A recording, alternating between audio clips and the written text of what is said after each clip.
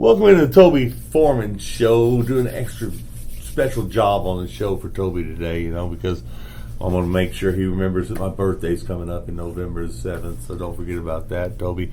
But anyway, getting into the show, district play is underway now. You've got that first district game you've already played, of course, against the Temple Wildcats.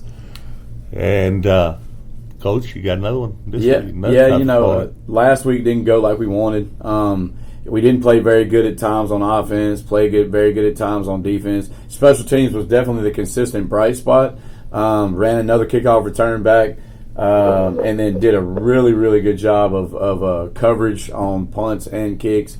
But we can't turn the ball over 3 times, and you can't give up the big plays on defense if you want to be at a good team like Temple.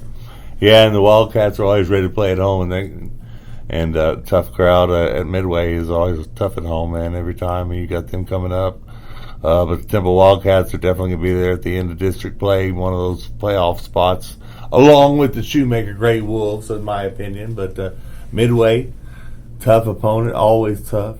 Yeah, Midway's, their coaching staff is about half from college, very similar to ours. Coach Gillespie was at TCU as a defense coordinator, and so they play, statistically, they are the best defensive team in our district. And so we opened up with the 2 top defensive statistical teams.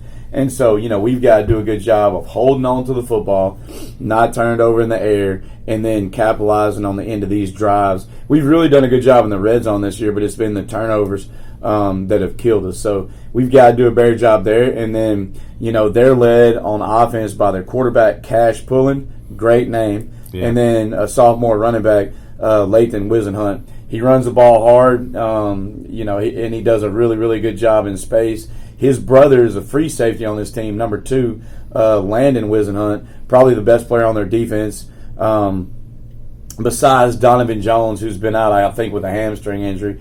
Also, number 17, Carlos Talton, defensive tackle. He does an outstanding job. He's going to have to be accounted for. So, it's still Midway. They still got some really good players. It's a great program, a lot of tradition over there. And Coach Gillespie and those guys, we have identical records, both on the season and in district play. So what you don't want is to go down 0-2 in district, and one of us is going to have to. That's our fate, So we want to go in there and play a clean game and get out of there healthy, and also with the dub.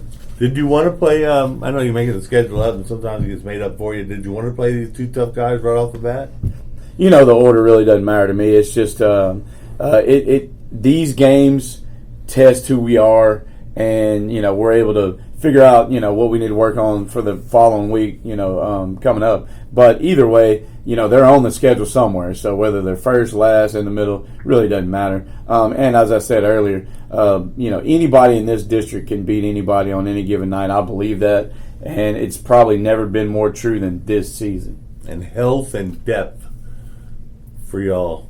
How's it going? Yeah, not bad. I mean, we've got some guys banged up a little bit here and there, but for the most part, we're healthy. And depth is always going to be an issue here. I mean, when you go into 6A ball, even 5A D1 ball, you never have enough linemen, O linemen or D linemen. We're pretty deep in a lot of other areas, but O line and D line, we're just not all that deep. So, the goal is to get out here healthy, play a clean game, and come out here with a win.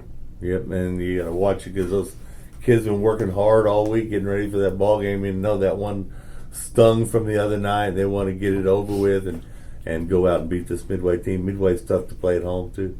Yeah, Midway, like I said, there's a tradition there, and I've known their last 3 coaches, and they've all done a really good job there. And I think they had a little lull when they went up there in that Dallas district for about 4 years, but now they're back, and they were co-district champions last year with the coaching change right there in the middle of the year. So they've had to overcome some adversity, but we've been scrimmaging them for the last 4 years since we dropped down to 5A, and we've continued to play them. They continue to give us a great contest every time we scrimmage or play them. And so whether it's Coach Hume, Coach Anderson, or Coach Gillespie, we know that they're going to be prepared, and we know they're going to play hard, and they expect to win, as do we. So it ought to be a great contest at Panther Stadium in Midway on Friday. Your quarterback has been playing wonderful this year. I want to talk about him a little bit.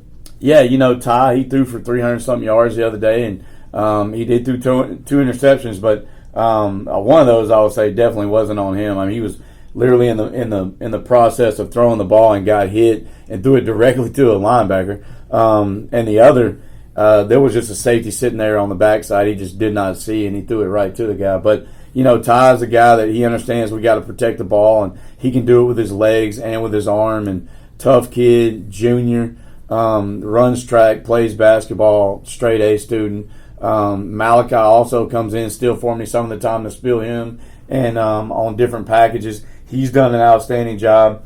So I'm extremely proud of both those guys. But Ty right now is getting majority of the snaps, and I think he's getting in rhythm. Because Temple didn't have we should have scored at least one more time on there at the end of the game. The clock ran out. I was on about the 18-yard line, but we put up some points on a tough defense, and we've got to do the same next week or this week, and it's led by him. Yeah, and you need the crowd to travel with you to the Midway, don't you? Yeah, so far this year, of all the seasons I've been here, 8 years, this has been by far the best traveling crowd we've had. We played at Belton, UMHB. We played at Ellison. There was a big crowd. We played in Round Rock. We had a nice crowd. So I'd like to see the same thing this week.